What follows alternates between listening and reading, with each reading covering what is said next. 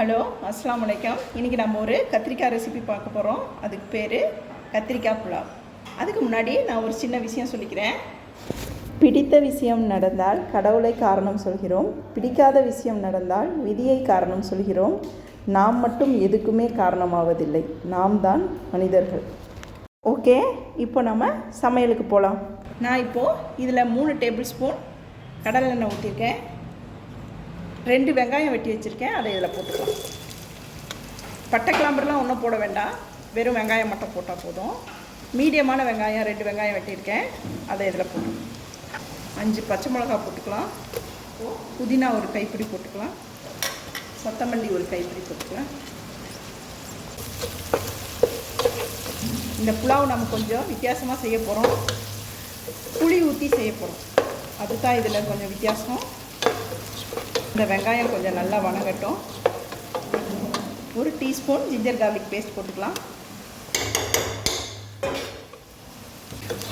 இப்போது இதில் 2 தக்காளி வெட்டி வச்சுருக்கேன், அதை இதில் போட்டுக்கலாம்.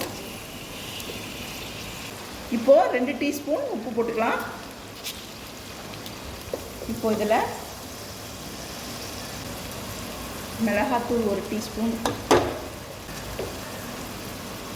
மஞ்சள் தூள் ஒரு 1/4 டீஸ்பூன்,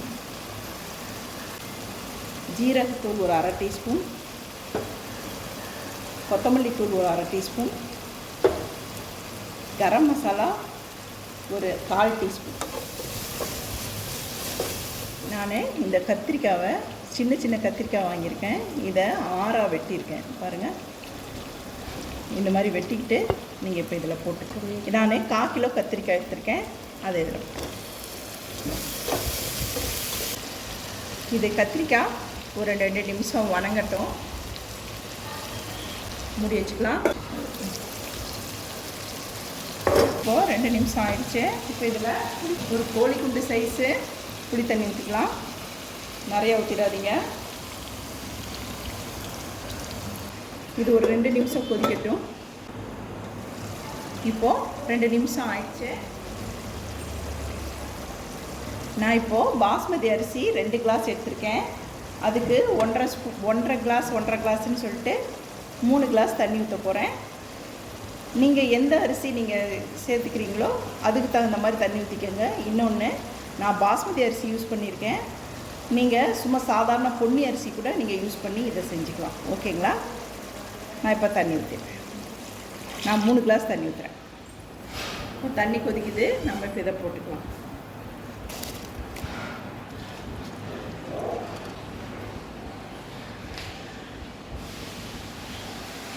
நம்ம இப்போ இதை மூடி வைக்கலாம்.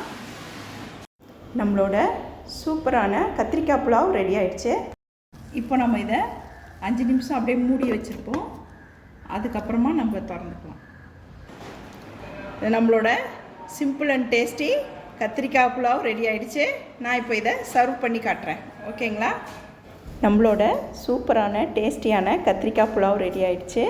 இது கத்திரிக்காய் வாசனையோட ரொம்ப சூப்பராக இருக்கும். இது நீங்கள் பிள்ளைங்களுக்கு லஞ்ச் பாக்ஸ் ரெசிபியாக செஞ்சு கொடுக்கலாம். ரொம்ப நல்லாயிருக்கும். இது காரம் உங்களுக்கு அதிகமாக இருக்குது அப்படின்னு நீங்கள் நினச்சிங்கன்னா கொஞ்சம் கம்மி பண்ணிக்கோங்க. இது வெரி சிம்பிள், வெரி டேஸ்டி. உங்களுக்கு இந்த ரெசிபி கண்டிப்பாக பிடிக்கும்னு நினைக்கிறேன். கண்டிப்பாக செஞ்சு பாருங்கள். உங்களுக்கு பிடிச்சிருந்துச்சுன்னா லைக் பண்ணுங்கள், ஷேர் பண்ணுங்கள், சப்ஸ்கிரைப் பண்ணுங்கள். நான் அடுத்த வீடியோவில் உங்களை சந்திக்கிறேன்.